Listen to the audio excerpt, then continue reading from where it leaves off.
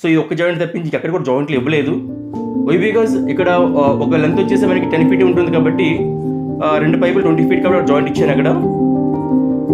So ఇక్కడైతే మనకి 1/4 nozzle wall ఇచ్చానండి ఇక్కడ. సో ఈ 1/4 నాజిల్ వాల్ నుంచి సిలిండర్కి అయితే కనెక్షన్ ఇచ్చేసాను ఇక్కడ.